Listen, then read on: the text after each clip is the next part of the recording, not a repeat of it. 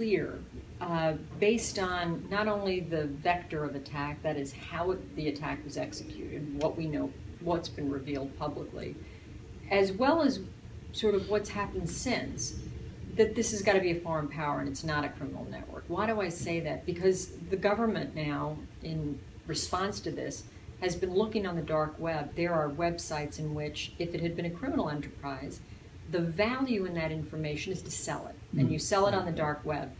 That hasn't happened. We haven't seen that. And so that really, by inference, suggests that it's a foreign power that understands very well the value in that sort of information. My information was stolen, as were all sorts of very senior government officials. And at all levels of government, it's particularly valuable to a foreign power because, of course, those people leave government, they come back in a different administration at senior levels, and those documents contain sensitive information about your financial background, your neighbors, your family, the sorts of information folks often use as passwords for bank accounts and other things, children's dates of birth and names, those sorts of things. And so it's incredibly valuable to a foreign intelligence service, and I think based on what we know now, there's a good degree of confidence that it's a foreign power.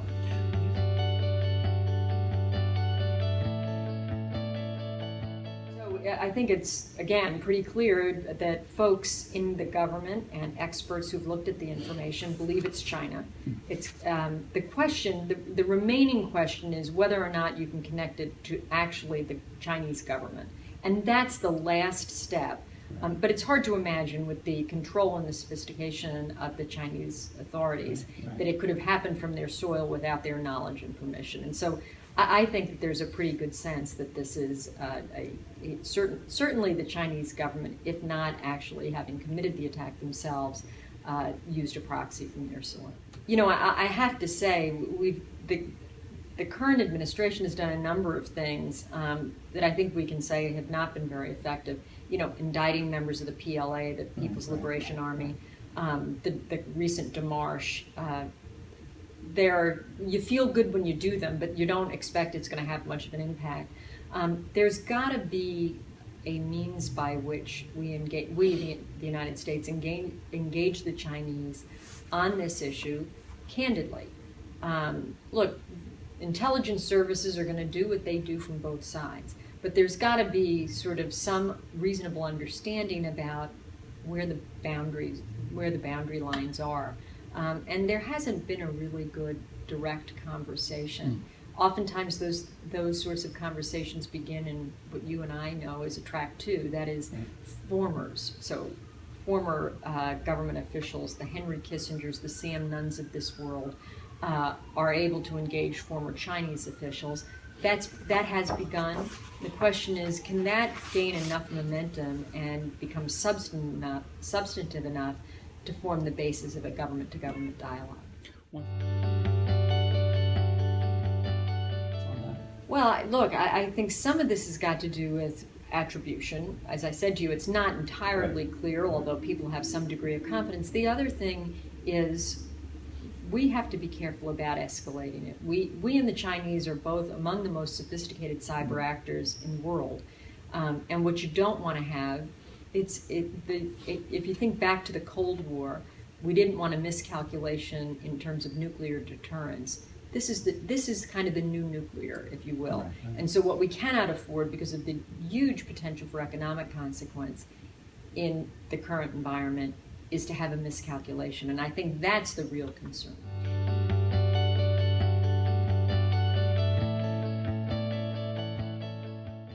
So, you know, we tend to, after some catastrophic attack has happened, like 9/11, we appoint a bipartisan, congressionally appointed commission.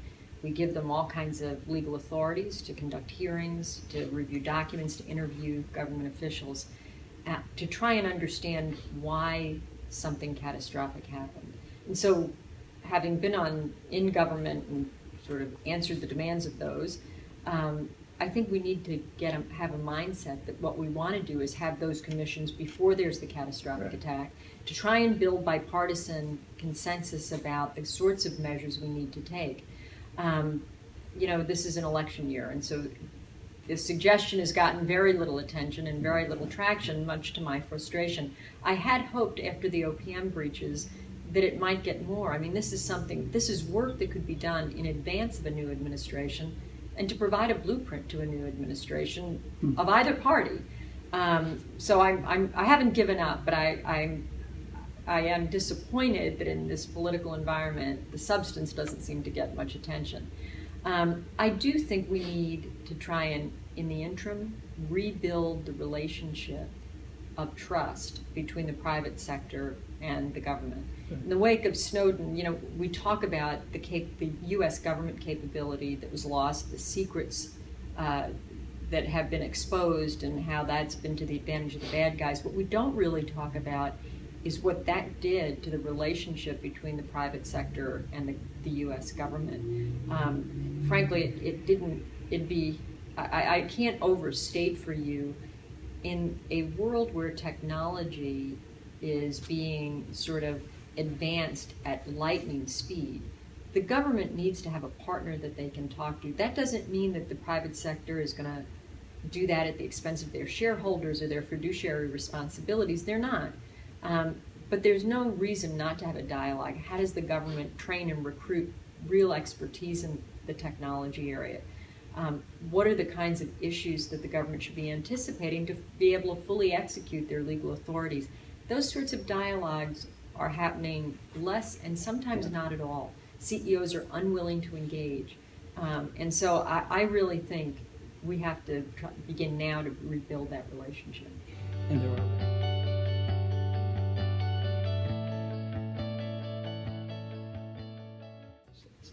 You know, I don't think I'll ever be satisfied. Good. Because I think that what you've got to accept is that will forever be a work in progress, right?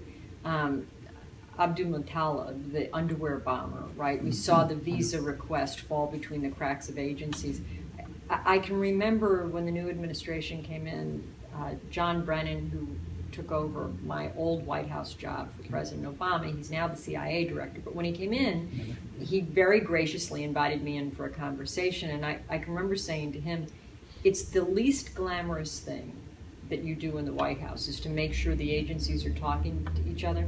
But if you don't do it and you don't work on that every single day, they won't do it. It's just an unnatural act, right? Everybody's focused on their information and their mission. Still fine. That's right. And so it requires human beings at a senior level to pay attention to it. They're doing much better. You also have things like the National Counter-Terrorism Center that are coordinating and sort of, as we used to call it, connecting the dots. But systems still don't talk to one another. And so if it requires human beings to do it, then you have to work on it because it's sort of not a guarantee.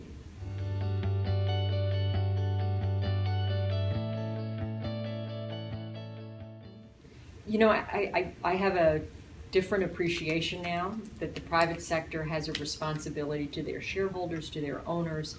Their primary responsibility is not to the U.S. government. Mm-hmm. That having been said, if there are things that they can do in their normal functioning and still be good corporate citizens and participate, there's an incredible sense of patriotism and generosity in that way in the private sector. And most people inside government, if they've never served in the private sector, don't quite know how to make the ask. They don't know what it is they're to ask for. I'll give you an example.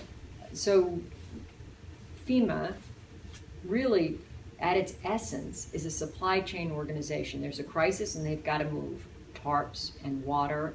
They've got to move supplies quickly to the area of crisis.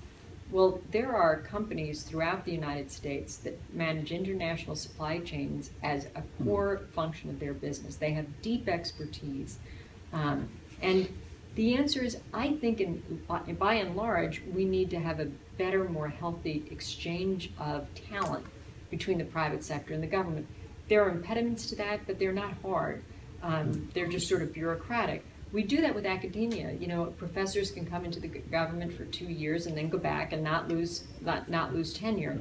We need to do the same thing, and we need to attract mid-level talent and expertise, whether it's in technology or supply chain or communications, and have those folks come in, not lose their sort of career track in the private sector, but populate the U.S. government with best business practices. Interesting. And so they can take, and then they will take back to the private sector their own knowledge of the government, which will make them more effective.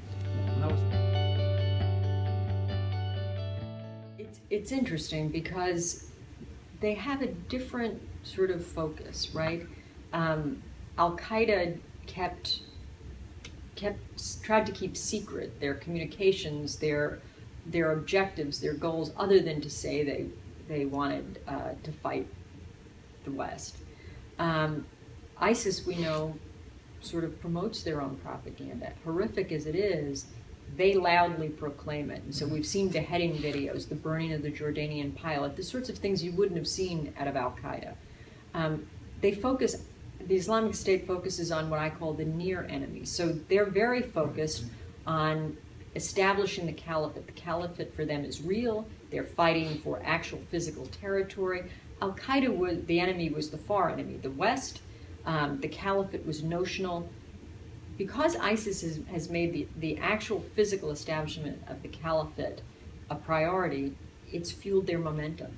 It's attracted foreign fighters to the tune of 20 to 30,000 of them to them. And so ISIS, the Islamic State, has a different sort of DNA, if you will. In some ways, it makes them a juicy target. The other thing that makes them quite different from Al-Qaeda is the internet and the way that they've leveraged the internet.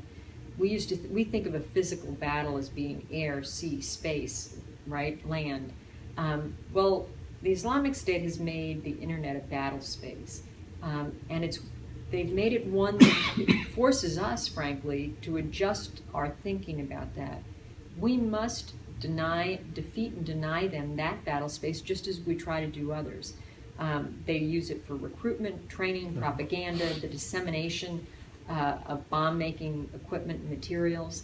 And we've not really challenged them in the way that we do in other physical spaces. Some of that is our own constitutional DNA about freedom of speech, but there's no constitutional protection to a beheading video.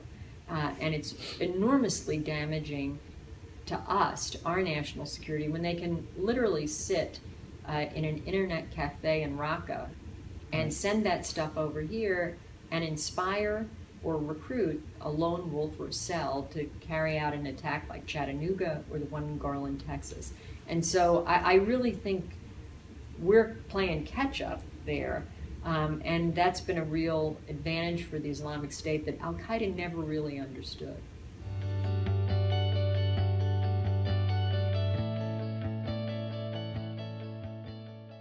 Yeah, I mean, I don't think we fully understand it. By and large, I think these are folks who feel alienated from the societies in which they live.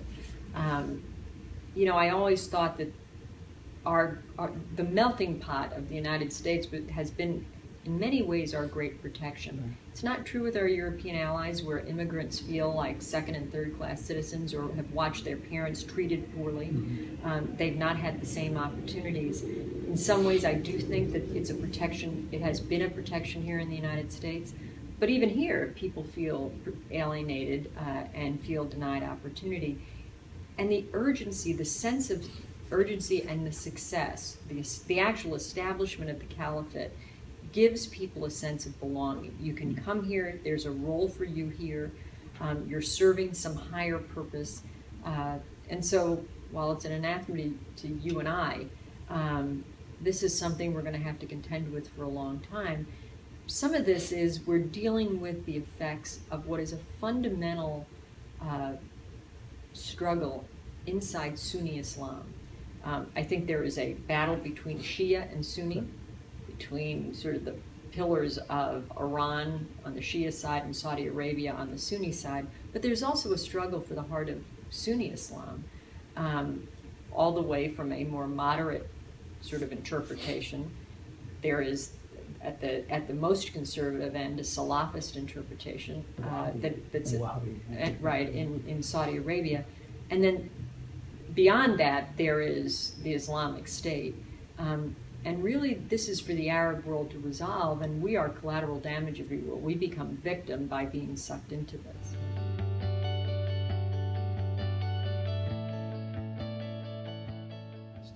So I put the cyber threat right up there. We talked about, there are things that I think we need to be doing now, like a commission, like a threat commission, like the exchange with the private sector.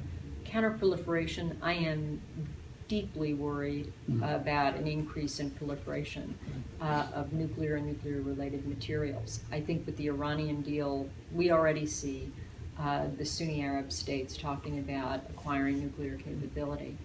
And I think and then you look at a sort of mature nuclear capable state like Pakistan, and you look at unrest there. So I worry across a very broad spectrum worldwide about proliferation issues.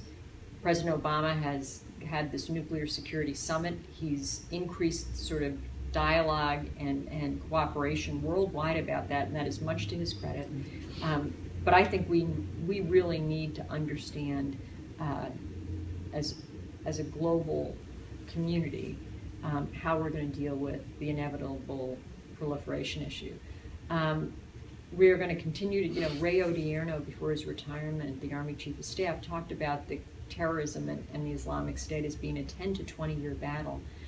Part of that is fueled by the largest refugee crisis the world has ever known. Yes. There are 11 million all in, either displaced persons or refugees out of Syria alone. That's the next 2 generations of Islamic State recruits. These are people who feel abandoned, denied by the West, inadequate housing, medical care, and education. It is destabilizing to our partners in the region. And so when I think about terrorism and the future of terrorism, you can't separate that out now from the refugee crisis. I didn't expect as a counterterrorism official I'd be worrying about a refugee crisis. I think I can't address the counterterror problem without addressing the refugee crisis. And so it's a humanitarian disaster that absolutely I think we will be dealing with over the next 5 to 10 years. And then we have I hadn't even gotten yet, I've named 3 and I haven't gotten to the sort of bread and butter foreign policy issues. The rise of China. I think we've got to think, there are serious issues we have to address with the Chinese, and cyber's among them. But we have to sort of come to grips with the idea of dealing with China as a rising power that will be of serious economic weight and significance, as opposed to viewing it, as I call it, through foreign policy straws, the South China Sea, the cyber issue. We have to deal with them as a strategic partner and engage them as a strategic partner. And I worry that it's become, the public dialogue's becoming increasingly acrimonious. And I don't think that's helpful or good. I worry about Russia, and I worry about Putin. I worry about not only Ukraine, although I have immediate concerns about Ukraine, but about our Eastern European allies and the growing aggression of Russia under Vladimir Putin.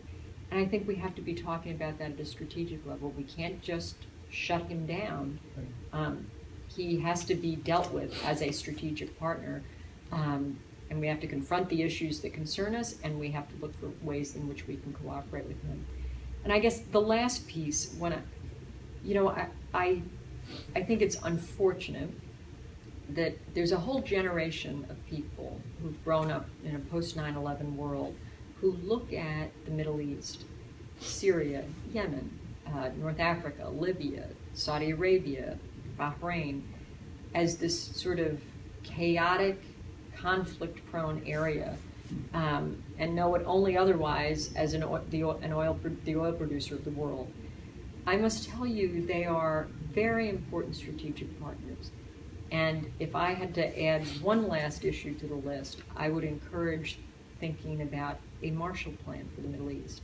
That doesn't necessarily mean that the levels of funding that we put into the Marshall Plan, but we must lead. And this is a difficult, problem-ridden area that with our European allies and our partners in the Middle East, we ought to have a multi-generational plan and commitment to that region. They will not have democracies, Jeffersonian democracies that look like ours. We will have issues in which there are serious differences of opinion. But at a time where we've struck this historic deal with Iran, our traditional Sunni Arab partners feel, I think, in some respects, abandoned and forgotten. And I think we need to renew that commitment that will sustain us across multiple administrations, Republican and Democrat.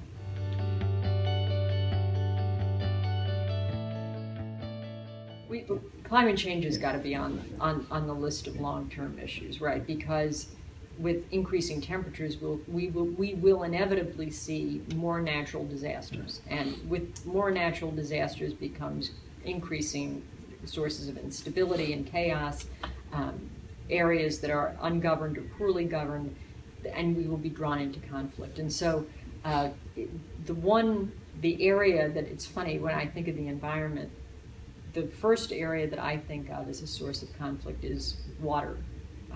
Water is a national security issue. You look at it between Egypt and Ethiopia, but you can point around the world. The Islamic State in Iraq has used the Mosul Dam. Right. The Palestinians have had water denied to them, fresh water, by Israel as a source of leverage. I mean, water as a source of conflict is the part that I think of first when I think of climate change, but it's all the environmental impact on populations, especially when you look at where population growth is going to be around the world. Water as a source of conflict is a great concern to me. I remember during the first Iraq War.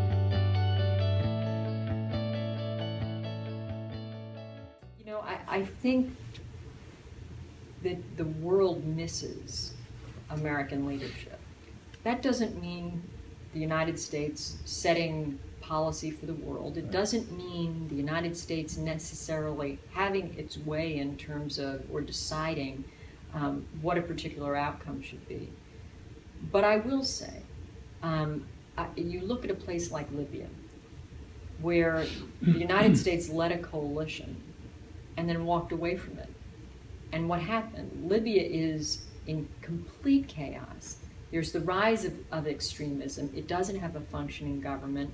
And the world, this coalition, which had a positive effect in its initial phases, has left this country and its people in a far worse position. I'm not advocating that Gaddafi should still be there, but we cannot engage in conflict and then throw up our hands and walk away. Yemen under Saleh was a reasonable, if imperfect, counter-terrorism ally. Yemen itself is now a complete disaster. And I really do think we've got to get out of this. I can remember being in Afghanistan and traveling and meeting with Afghan forces, counter-drug forces, police forces, and they would shake their heads. They'd made enormous progress, and they said, you'll go. You're not going to stay. Okay. And that is our reputation. And so I really think American leadership and American fortitude across administrations. Look, presidents get elected because of their policy views, and they ought to come into office and implement those policy views. But there are certain things that are sort of immutable in terms of our fundamental values and principles. And it's important that the world feel a sense of stability and leadership from the United States that's been lacking in my judgment. And so as I think going forward, it's fortunate organizations like PSA and the notion of instilling in folks a career sense of public service, right? The career masses, I was one, really provide the stability and continuity to our government that is fundamental for political leadership to succeed. It doesn't matter about party. That core career public service is what provides the stability so policymakers can make decisions at a national and international level. And so leadership is really important, not just in the United States, but around the world. Yeah, I agree.